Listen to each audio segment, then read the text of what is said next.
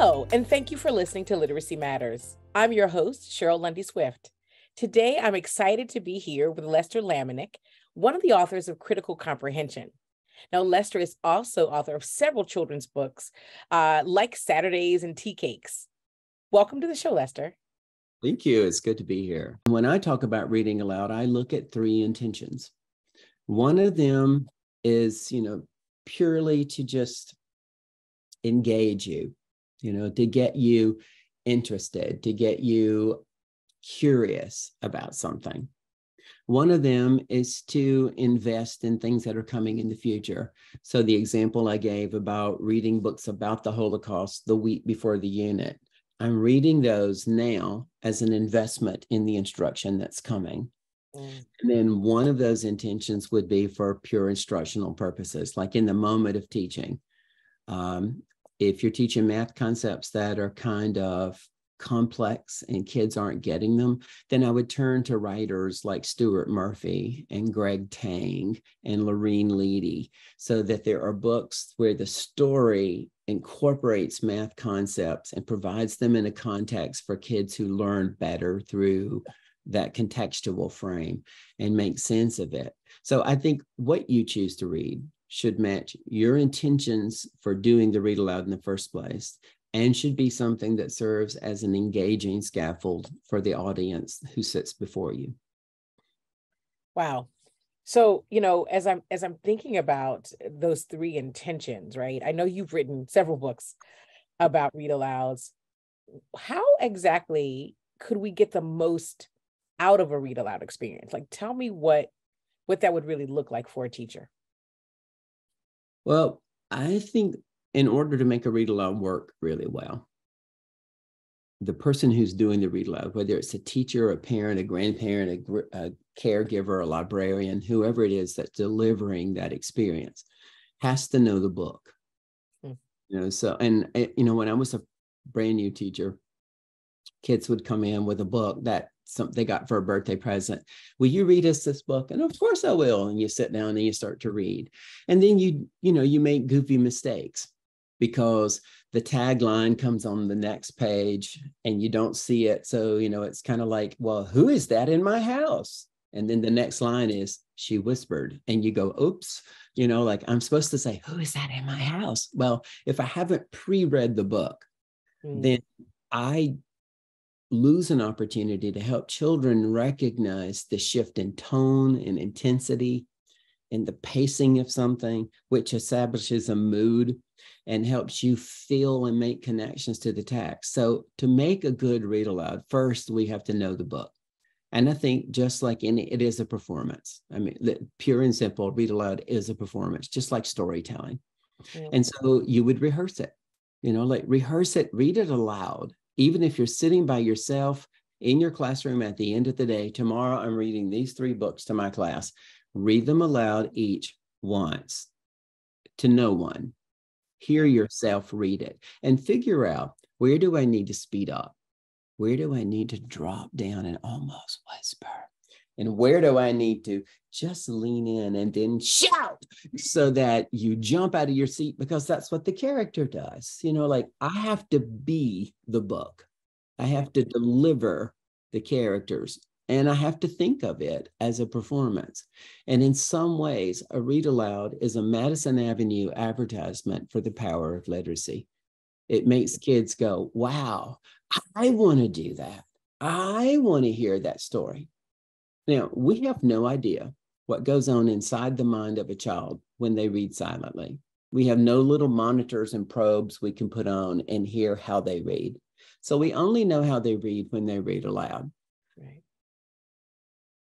What we can do is to make sure that the models of reading aloud that they hear are the very best ones we can provide. And so someone who says, I'm not good at reading aloud, I just think we need to look at them and go, well, baby, you need to get good at reading aloud, because you are the model for what reading sounds like. It is your voice that sets what the pace should sound like, how you shift your voice when you hear characters, how you whisper in places where the tension is building and how you pop out in surprise when something amazing happens. You know, if you want children to hear language in their head when they read silently, we have to model that when we read aloud. Wow, that's so powerful. You know, I did a workshop with Dr. Deborah Reed, and we did it on oral language, actually. Mm. She read a book aloud, and one of the things that she did was she talked about, again, that same concept of like rehearsing and knowing the book, but also making little notes in the book. Mm-hmm. If there's vocabulary, for example, that you may need to highlight or explain. And I remember one of the words was souvenir, that she talked about, that maybe some children would know the word, but she could explain what it was. Of course, that was after that second read, so after the kids get to hear it. Mm-hmm. So tell me, like, when you think about read-alouds and you talk about these three intentions, like, is there a time that you should just only listen to the book? And is there a time to use the book for instruction, like the vocabulary that I was mentioning that Dr. Reed wanted people to kind of point out and make sure they understood what those couple of vocabulary words might be? Yeah, and there are people who, you know, that there's a concept, interactive read aloud, the idea that we'd read aloud and have a lot of interaction during the read aloud. And, you know, that's one of those intentions. That would be like in that instructional zone. I am doing this to help you learn a concept. If I'm not doing that, then I would argue that the first reading of any book needs to be a gift. There's no expectations. There are no strings attached. I'm just giving you this story today. So today I'm going to read this book to you, and we're going to read it all the way through. And if I'm working with little kids who naturally want to interrupt, I just tell them up front, I know you're going to have questions and things you want to share. And what I want you to do is to catch them in your hand, stuff them in your pocket, and hold them to the end of the story, because we're not stopping anywhere. This is going to be like going to the movies. So I call it the movie read. Yeah. You know, when you go to the movies, not at home on streaming, but to the real movie theater, you don't get to press pause and go get a drink or go to the bathroom. You don't get to talk and ask, what did he say? You just have to watch and listen. And most of the time, when you get to the end, it all comes together. So, you know, like you were talking about the word souvenir, I would read the book all the way through. And when I get to the end, we're all there, I would go, wow, there were a couple of words in there that were kind of new to us. So the word souvenir, what do you think it meant? The contextual frame in that story may well have developed a general understanding that allows us to talk about it and then lead us to the place where I can say, well, when there are words I'm unsure of, do you know where I go look? In the dictionary. So let's look it up and see if it matches what we believe from what we read, rather than me just telling them. And I'm not arguing with Dr. Reed. I think there are places where we do have to explain things to kids. But when I have that opportunity to not only say, did the context help you develop it? Now you have an amorphous idea. Don't assume you're correct. There is a place where you can check whether or not you are correct with this idea. And it introduces, you know, the idea of a reference tool. So, you know, that in and of itself is also of some value. Yeah.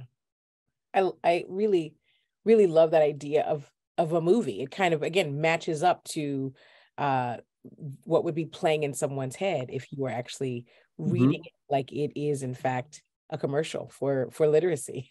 I love that. So tell me a little bit about this new book that you have. What's your inspiration for it? Which one are you talking about? The one for children or the one for teachers? You know what? I want to do both. So hold on one second. I'm going to ask that question again. All right. So you have this critical comprehension book that I mentioned. I'd love for you to tell me a little bit about it, but I also want you to tell me about your picture book as well. So what was the inspiration for this book first and foremost? Okay, that book, Critical Comprehension, is an outgrowth of a book that Katie Kelly and I did called Reading to Make a Difference, which was a focus on kids reading about social issues and reaching that moment of, that's not fair, that's not right. And then coming to the place of, okay, so I agree with you, it's not right. And we're 8 years old and we're all in an elementary school. What can we do to make it better? And leaving kids to think about that. What a ninth grader would come up with would be very different than what a 7-year-old would come up with. But the idea that, when you read about something and you recognize it is an injustice, or you recognize it is inequitable, as a child even, you have power to make it known, to share it with people, to do something, to change your behavior. There are ways that you can help make that better. So that was the focus of Reading to Make a Difference. As that book had its space out in the world, Katie and I began to talk about, what is necessary underneath all of that to the place is the concept of critical literacy, that you literally have to be able to, and we say this in the book, and it's the work of Jenks, I believe, that you have to be able to read with the text, what we think of as normal reading, but you have to also be able to come back to that text and read against it, push back with the idea of, whose voice is getting given privilege here and whose voice is silenced.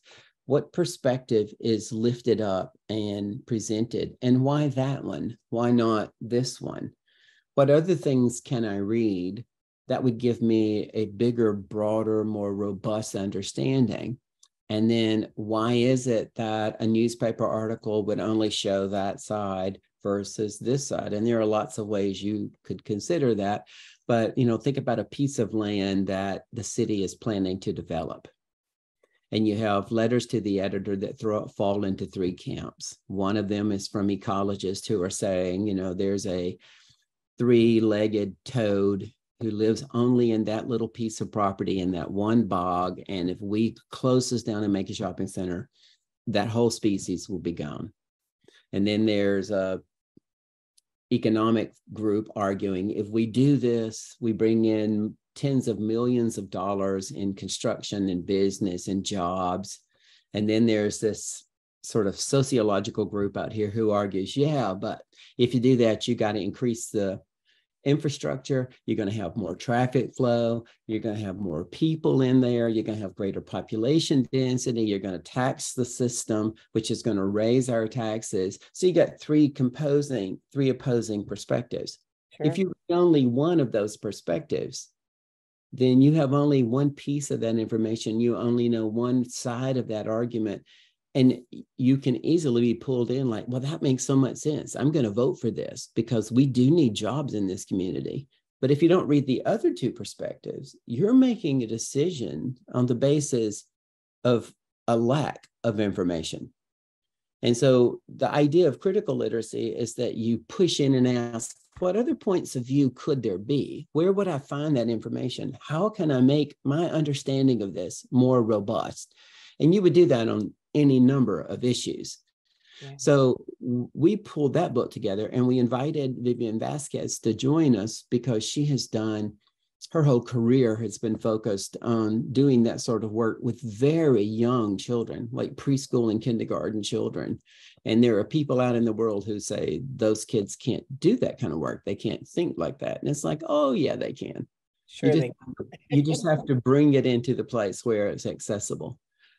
So that was our thinking behind it. There's like this place where there's been a lot of work on critical literacy over the last several decades, but what we wanted to do is to make it very highly accessible and something that could be applicable tomorrow. So you'll notice in that book, there are lots of lessons and they feature picture books that are read 3 times, once for the movie read, once to read with the story and let kids respond with their own perspectives and begin to understand, oh yeah, I'm believing this because I have a certain set of biases I didn't know I had. Yeah. And then I am buying into a stereotype I wasn't recognizing that I'm buying into. So then once you recognize those, you go back and read against that text. Sure. So how is this feeding that? How is this expanding that? How is this offering me new opportunities? So we hope it does some good out in the world. We've got our fingers crossed. Well, so do I. I think it's so needed in today's world, with so much false, news Yeah.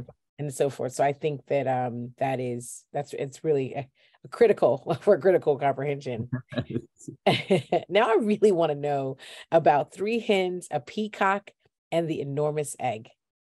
Three Hens and a Peacock and the Enormous Egg is a sequel to this book, Three Hens and a Peacock, which I wrote years ago, and it was published in 2012 or 11.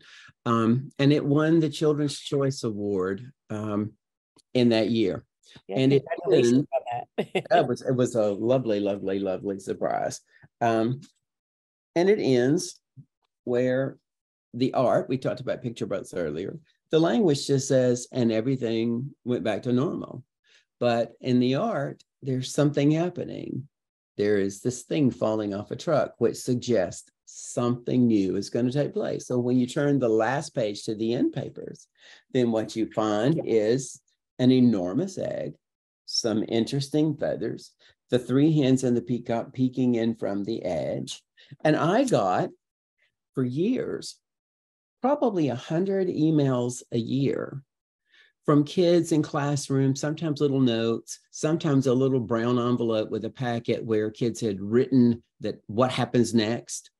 And then, but almost all of them was going, what's in the egg? What are the chickens going to do? Is there a sequel? Are we getting another story? So about 2 years ago, I decided, I have written a letter back or an email back to every one of those responses saying the same thing over and over and over. I should just write this story.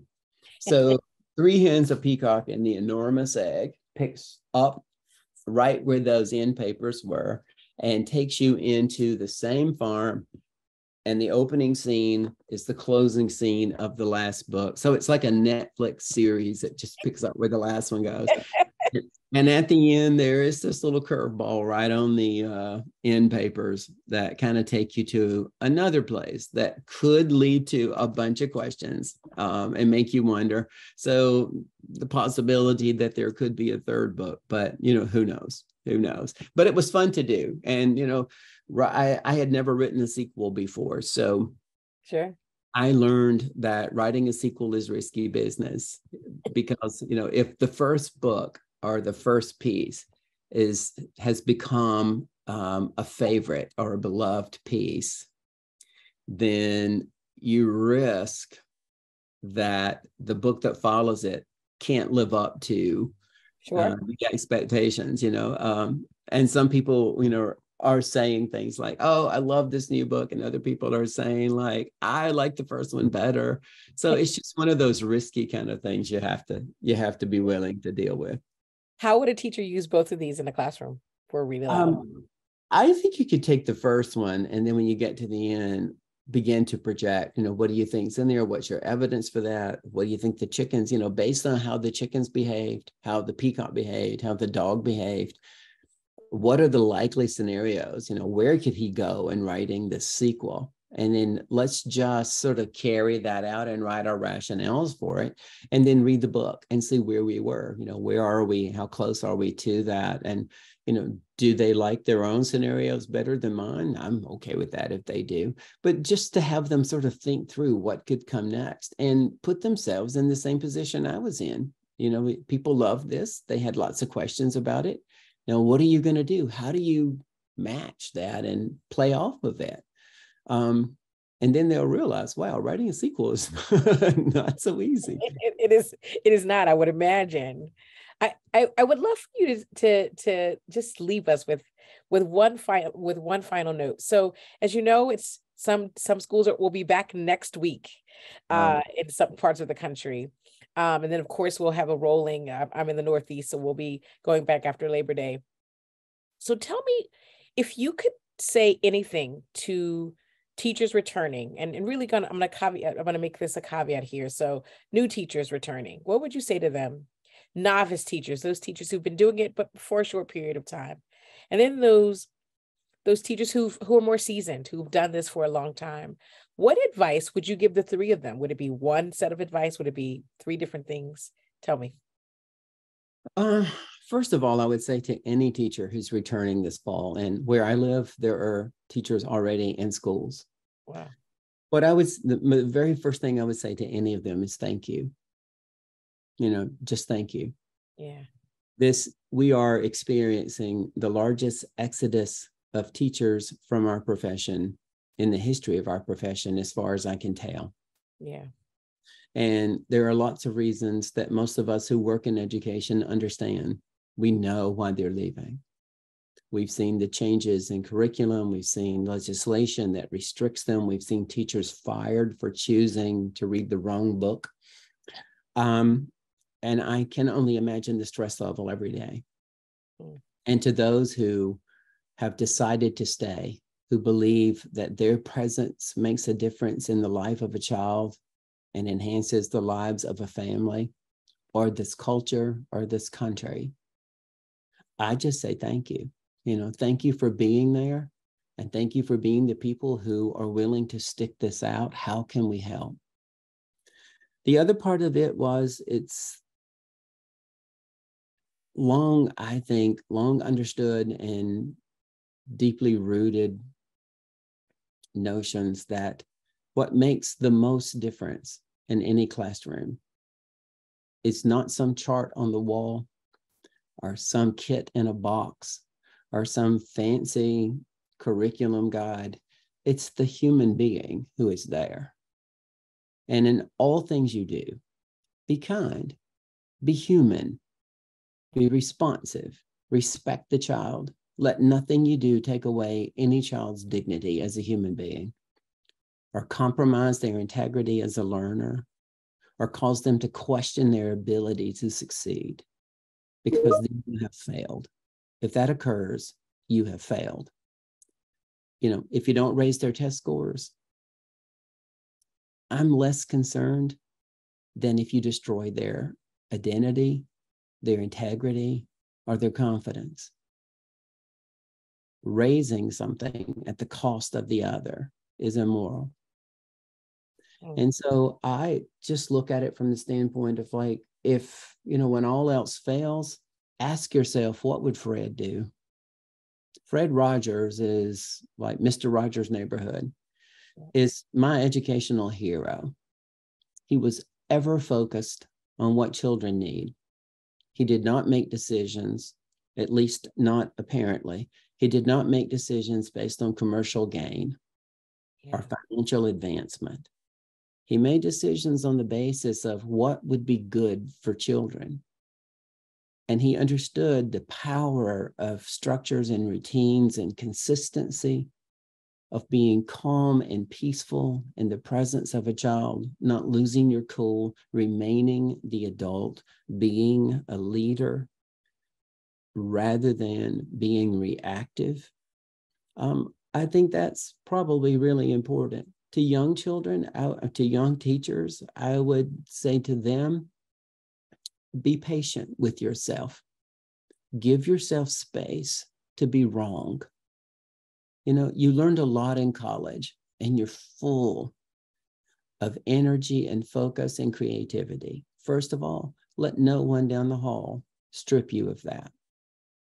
And secondly, make friends with everybody. You need all the support you can, especially your school secretary and your custodian and the lunchroom workers. You need those people on your side because they make a school run. Find a mentor in the building. Journal. Find some time, at least once or twice a week, to journal your thoughts. So when days are really, really super good, write pages. And then when days are really, really bad, read those good pages. Remind yourself, this is tough, but good days have happened. And let's look, what happened, what's different? Because you won't have the answer every day, all day. You just won't. You're a human being. To the seasons teachers, the thing I would say to them is bless you for staying this long. And find yourself one of those young people who invigorates and gets you refocused, and be their mentor. Help them realize why you have stayed because the world is telling them every day at every turn, get out now. Why do you want to be a teacher? Help them realize why you have stayed this long. And I don't know about you, Cheryl, but this is my 46th year of being in education. I'm not in a classroom, but I started teaching in 1977, and some form of education or another is all I've ever done. I mean, I think my identity is wrapped up in being an educator. Yeah. And so, I'm hoping that those seasoned people feel that it is part of the fiber of their being, and that their existence is a model for those young people who think, wow, I want to be him. I want to be her. I want to be the teacher that kids come to. And when you watch a seasoned veteran super teacher in a classroom, it is absolute art. It is, yes. It's art and science wrapped into one, isn't it? Yeah. Well, and they are the people who can make it look like magic. Like, wow, this is effortless. How do you make that work? Sure. And those young people need to hang out with them, and realize, wow, that magic doesn't happen overnight. That comes with a lot of work, a lot of reading, a lot of understanding and insight, to the point that it becomes second nature to you. But it is always, always work. Lester, this is my 26th year, and you're right. It is my identity. And I so appreciate your putting those words in that way. I can't imagine doing anything else. And I too am out of the school building, but I am still enthralled and get to work with teachers and school leaders around the world. And it is a blessing. And I really appreciate your wisdom. And I thank you so much. I've had the opportunity to talk to you on multiple occasions now. And I just thank you for the work that you do, and just adore you for the insights that you provide, and just your humanness, your humanity. Thank you. Thank you for sharing it with us. Thank Yes, you. It's a pleasure to be with you. So I appreciate it.